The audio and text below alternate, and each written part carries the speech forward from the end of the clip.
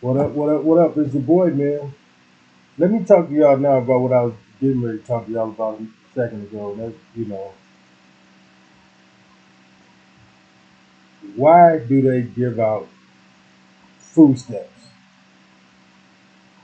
Why do they make that a long-term reality for certain people? I mean, why do they make the taxpayers pay for it if it's a government assistance?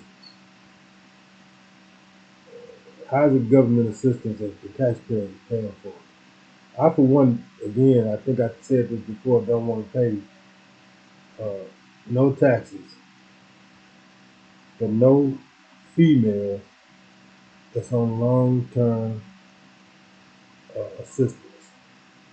Assistance should be for the moment until you figure it out, until you find a job, until you create a job, until you get around some people that will support you.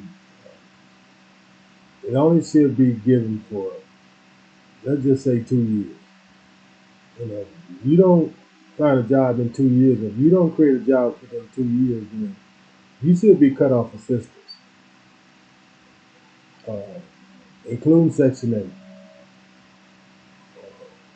You shouldn't be able to live on Section 8 for 10, 20 years and other people pay for it. That creates so many problems within the community. I mean, for one, in the person, you know, again, what they said to do, don't feed the animals. Why? Because they won't go out and hunt for themselves. Whenever they see you, they'll look for food for you. I remember seeing a video on this guy that started feeding one or two raccoons, and before you know it, it was 50, 60, 70 raccoons at his back door wanting some food. That's what happens when you give out free stuff. If people start to not go out and do for themselves, and the government know this, and they got us paying for our own demise within our own communities. So again, I remember when me and my wife first met. You know, she used to get kind of upset, and I didn't understand why at first, because I was flying under the radar. Y'all know what I mean. She used to get kind of upset because she's hardworking woman, taking care of her own business, buying her own house, and yet she watching have to pay for her insurance, and yet she watching females right that don't work, they live in nice houses, drive a nice car, getting $200 weaves put in, nails done, uh, and yet they're on free assistance, and probably getting child support from somebody, some brother, uh, to whom the baby might not even be here. Let's just go ahead and say the baby might not even be his, but yet he's stuck with child support because he didn't have enough sense to go get a DNA test. Or he just claimed it because he wanted a child. Whatever the scenario was. But for these women to get all this help and in return produce bad product into society because they produce bad product. You can look at the jail cells, the prison cells, and see that the product that they are producing is horrible. And yet again, we're paying for it. How do you feel? How you feel about that? You know, as a woman, as a black woman. You hit it right on the head.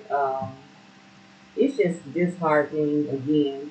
I understand temporary help, but the long term portion is what bothered me.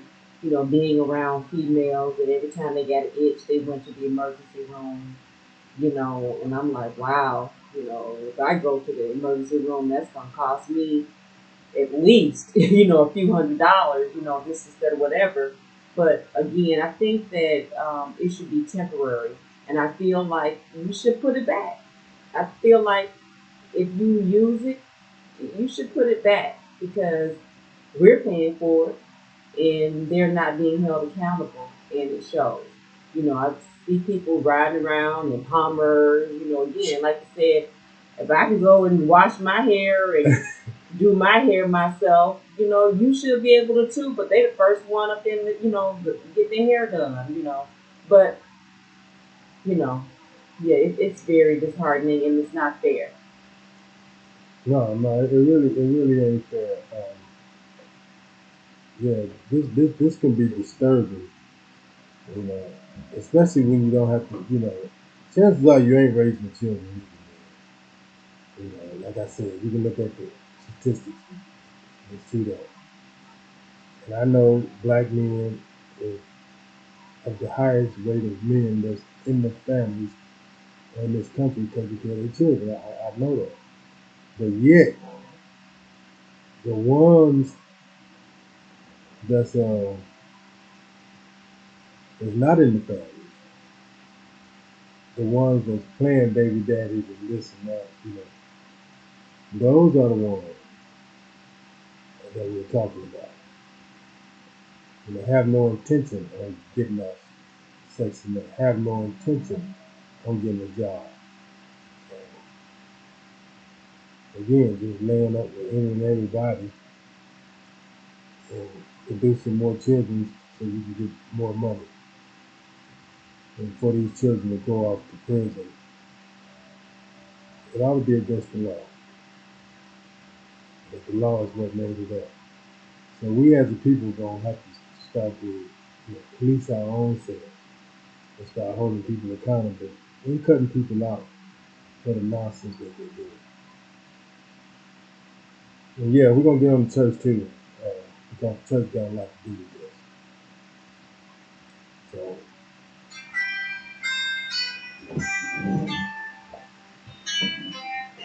so we're gonna do what we're supposed to do. We're gonna do what we gotta do, and we're gonna stop pointing the fingers. Yeah, we're gonna stop pointing the fingers at everybody else. And we're gonna start holding and taking holding one accountable for the mess that they're doing, especially the women.